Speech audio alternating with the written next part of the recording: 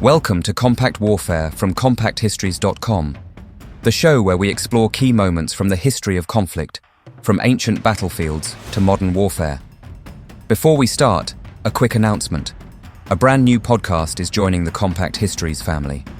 It's called Compact Science, and it brings you clear, straightforward explanations of science-related topics, all in the same short, bite-sized format. Look out for Compact Science wherever you get your podcasts, and on CompactHistories.com, launching in the next few weeks. With that being said, let's get back to the show. This is episode 67, the Battle of Actium. By the final decades of the 1st century BC, the Roman Republic had already endured years of violence, political intrigue, and civil war. The assassination of Julius Caesar in 44 BC had been meant to restore the Republic, but instead, it unleashed another struggle for power among Rome's most ambitious men. Out of that chaos emerged the Second Triumvirate, an uneasy alliance between Caesar's adopted heir Octavian, the brilliant general Mark Antony, and the lesser-known politician Lepidus. Together they ruled the Roman world, at least in theory, dividing its vast territories between them while hunting down Caesar's assassins. For a short time, the arrangement worked. Antony took control of Rome's eastern provinces, Lepidus governed North Africa, and Octavian established himself in the west. Yet the triumvirate was never a stable partnership. Each man understood that ultimate power in Rome could belong to only one individual. Rivalries simmered beneath the surface, and trust was in short supply. Lepidus was the first to fall from power. After attempting to expand his authority in Sicily in 36 BC, he was quickly outmaneuvered by Octavian and stripped of his political influence. Though he retained the ceremonial religious title of Pontifex Maximus, Lepidus was effectively removed from the political stage.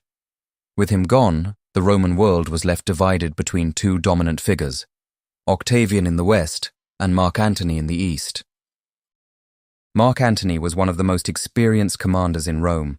He had served as a trusted lieutenant to Julius Caesar and had proven himself a capable and charismatic leader. In the eastern Mediterranean, he ruled over wealthy territories that stretched from Greece to Syria. It was there that Antony formed a powerful and controversial alliance with Cleopatra VII, the Queen of Egypt. Cleopatra was no ordinary monarch. She commanded one of the richest kingdoms in the Mediterranean and possessed immense political skill. Her partnership with Antony was both romantic and strategic. Egypt's wealth, fleets, and resources strengthened Antony's position, while Antony offered Cleopatra protection and influence within the Roman world. Together they began to build a political bloc that rivaled the power of Octavian. Back in Rome, Octavian carefully shaped the narrative.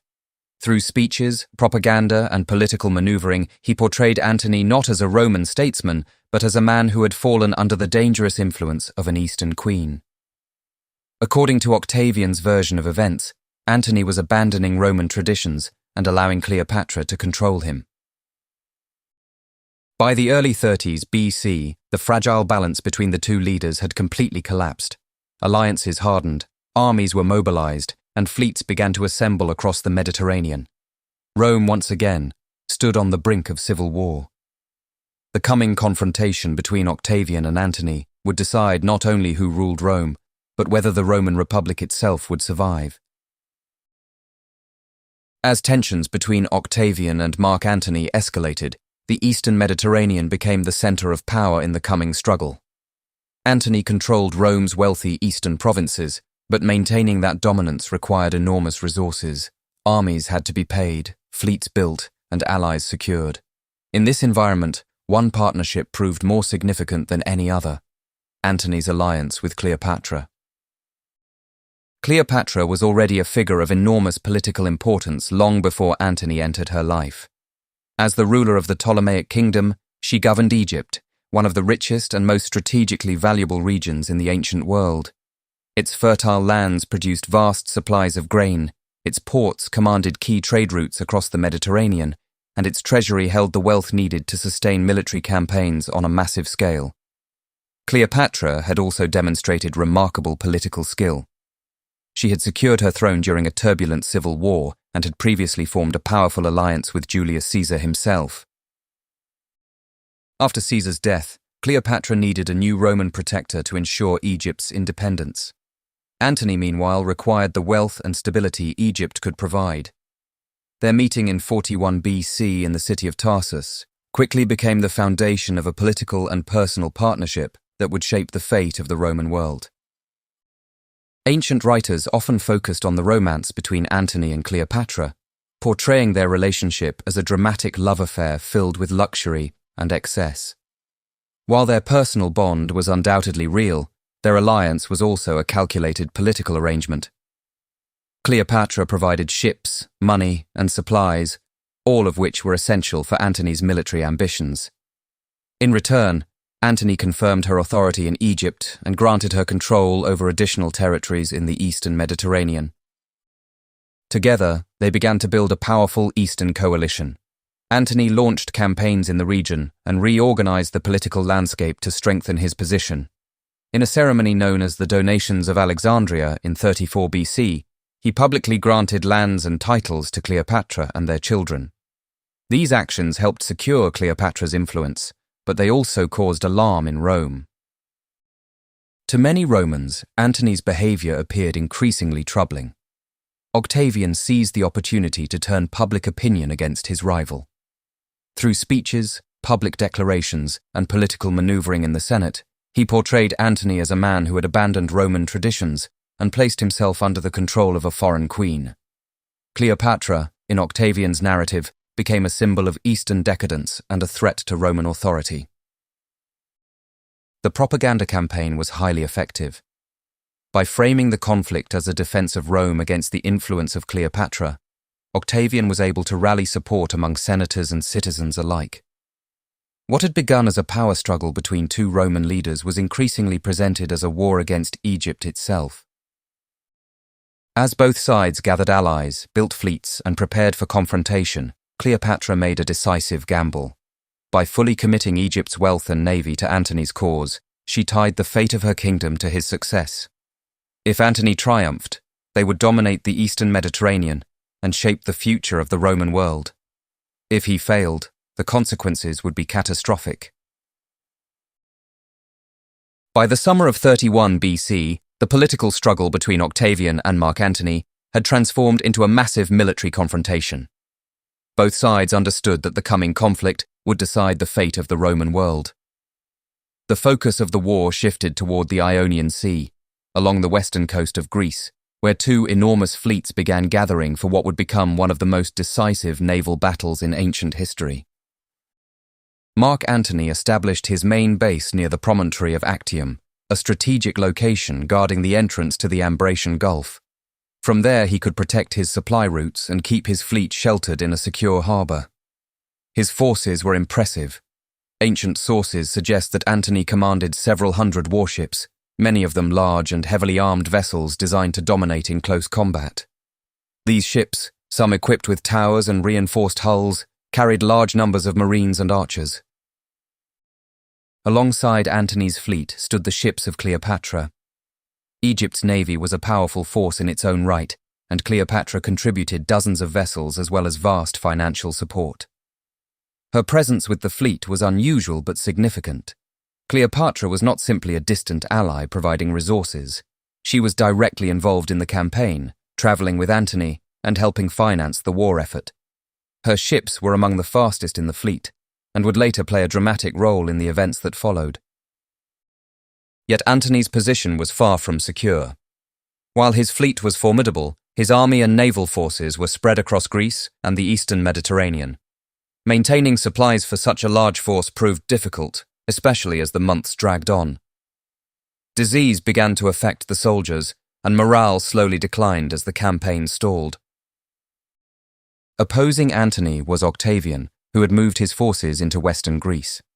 Although Octavian was the political leader of the campaign, the real architect of his military success was his close friend and admiral, Marcus Vipsanius Agrippa. Agrippa was one of the most capable naval commanders of the age and had already proven his skill in earlier conflicts. Rather than rushing into a direct confrontation, Agrippa launched a series of strategic operations designed to weaken Antony's position.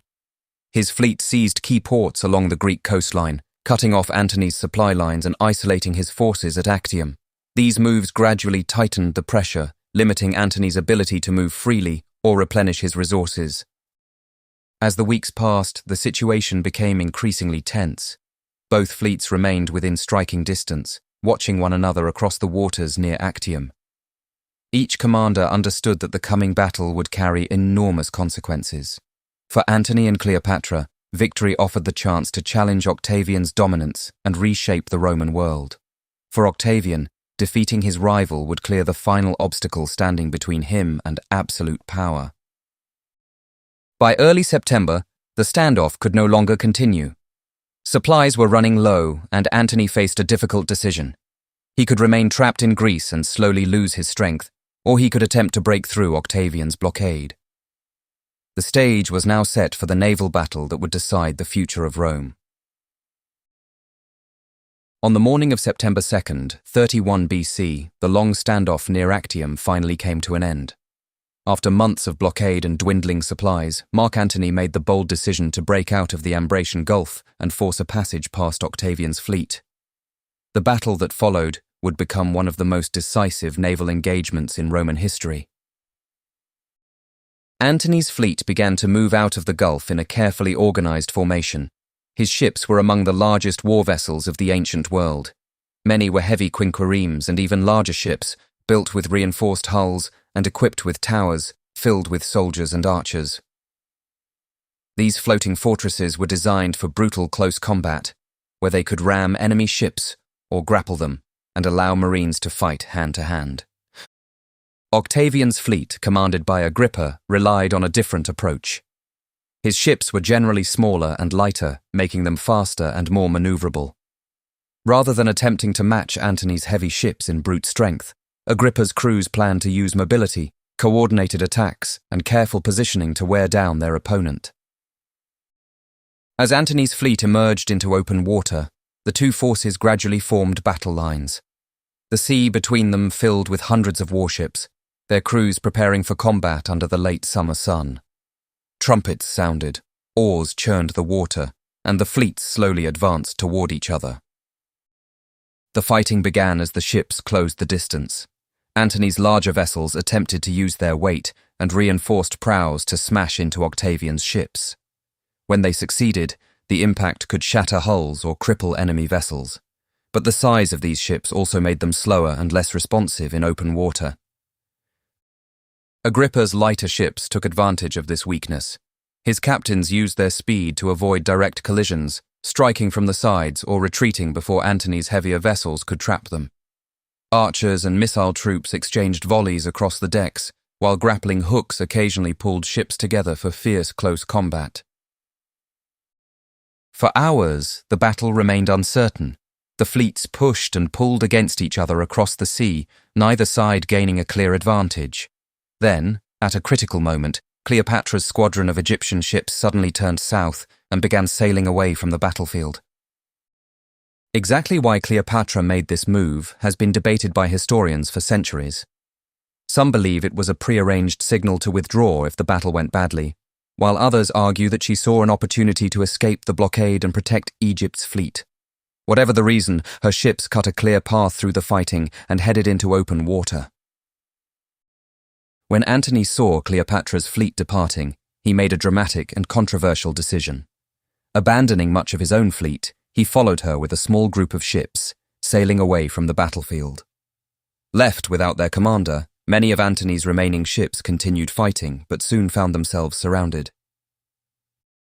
With Antony gone and the fleet in disarray, Octavian's forces gradually secured control of the battlefield. The Battle of Actium was effectively over, and the balance of power in the Roman world had shifted decisively. Although the naval clash at Actium had ended in chaos for Mark Antony's fleet, the battle itself was only the beginning of the final act in the struggle for control of the Roman world. Antony and Cleopatra had escaped the battlefield with a small group of ships, sailing south across the Mediterranean toward Egypt. Yet their flight left the bulk of Antony's forces behind, and the consequences were immediate. Back at Actium, the remaining ships in Antony's fleet fought on briefly but without coordination or leadership. Many were surrounded by Agrippa's vessels and captured after fierce resistance. Others were burned or abandoned by their crews. Octavian's forces soon secured control of the waters around Actium, delivering a crushing blow to Antony's naval power. The defeat at sea also had serious consequences on land. Antony still had a large army stationed in Greece, but with the fleet destroyed and supply lines severed, their position became increasingly hopeless. Morale collapsed as news spread that their commander had fled the battlefield. Within days, many of the soldiers began surrendering to Octavian's forces or quietly shifting their allegiance to the victor. Octavian moved quickly to exploit the situation. Rather than pursuing Antony recklessly, he consolidated control over Greece and the surrounding regions, ensuring that Antony could not rebuild his strength. Over the following months, Octavian steadily tightened his grip on the eastern Mediterranean while preparing for the final stage of the war. Meanwhile, Antony and Cleopatra attempted to regroup in Egypt. Alexandria remained one of the wealthiest and most fortified cities in the Mediterranean, and Cleopatra still controlled significant resources. For a time, the pair hoped they could rebuild their power and mount a renewed defense against Octavian's advance. But the damage done at Actium proved impossible to overcome. Many of Antony's former allies began abandoning him, recognizing that the balance of power had shifted decisively. The aura of invincibility that had once surrounded the great Roman general had vanished. Instead of a confident war leader, Antony now appeared as a defeated commander whose fortunes had dramatically collapsed. In 30 BC, Octavian launched his final campaign. His forces advanced into Egypt with little resistance. Antony attempted to organize a defense, but his remaining troops were few and unreliable. As Octavian's army approached Alexandria, the situation became desperate. According to ancient accounts, Antony received false reports that Cleopatra had taken her own life. Believing the struggle was over, he fell on his sword, dying shortly afterwards. Cleopatra, facing the certainty of defeat and unwilling to be paraded through Rome as a captive, also took her own life soon after, traditionally said to be by the bite of an asp. With their deaths, Octavian stood unchallenged. The long cycle of Roman civil wars had finally produced a single victor. The defeat at Actium had not simply ended a battle. It had cleared the path for the creation of a new political order that would reshape Rome forever. The victory at Actium did far more than end a civil war between rival Roman leaders. It marked a decisive turning point in the history of Rome itself. For generations, the Roman Republic had operated under a system in which power was shared among elected magistrates and the Senate. Although powerful individuals often dominated politics, the idea of a single ruler had always been deeply controversial among Romans. The events following Actium would quietly but permanently change that reality. After the deaths of Mark Antony and Cleopatra, Octavian stood as the undisputed master of the Roman world. No rival armies remained to challenge him, and the decades of civil conflict that had plagued Rome since the time of Julius Caesar finally came to an end. Octavian returned to Rome not as a conquering tyrant, but as a leader who claimed to have restored peace and stability to a fractured republic. Carefully managing his public image, Octavian avoided presenting himself as a traditional king or dictator. Romans had long associated monarchy with tyranny, and Julius Caesar's assassination had shown how dangerous such a perception could be. Instead, Octavian adopted a more subtle strategy. In 27 BC, the Senate granted him the title Augustus, meaning the revered one. With this new title, he became the first Roman emperor, though the political system he created preserved the outward appearance of republican institutions. In reality, Augustus held enormous authority. He commanded the Roman legions, controlled vast provincial territories, and exercised influence over the Senate itself. The old republic technically survived, but real power had shifted into the hands of a single ruler. The Roman Empire had effectively been born. The consequences of this transformation were immense. Under Augustus, Rome entered a period of relative stability known as the Pax Romana, or Roman peace. Trade flourished across the Mediterranean, infrastructure expanded, and the empire's borders were secured by professional legions stationed throughout its territories. While political freedom within Rome was reduced compared to the earlier Republic, the empire gained a level of order and administrative strength that would sustain it for centuries. The Battle of Actium became a powerful symbol in Augustus's version of history. Roman writers and artists portrayed the battle as a heroic victory that saved Rome from foreign domination, often emphasizing the role of Cleopatra as a dangerous Eastern queen who threatened Roman traditions. In reality, the conflict had been another chapter in a long series of Roman civil wars, but the story told by Augustus helped legitimize his new rule. Modern historians continue to debate how decisive the battle truly was. Antony still commanded large forces after Actium, and the final outcome was only sealed with the campaign in Egypt the following year. Yet Actium undeniably shattered Antony's power and momentum. Without that defeat, the struggle for control of the Roman world might have continued for years. In the end, the waters off Actium witnessed more than a naval battle. They marked the moment when the Roman Republic, already weakened by decades of internal conflict, finally gave way to a new imperial age under Augustus. That brings us to the end of this episode of Compact Warfare, part of the Compact Histories Network. If you enjoyed it, please follow or subscribe wherever you're listening so you don't miss any future episodes, and consider leaving a rating or review, as it really helps new listeners find the show. You can find more episodes at compactwarfare.com, where you can also explore our other podcasts covering biographies, history, disasters, mysteries, and true crime. You can also follow us on Facebook, Instagram, and Pinterest. Finally, please consider supporting the show directly by buying us a coffee. Head on over to compacthistories.com/warfarecoffee to see how. Thanks for listening, and I'll see you next time.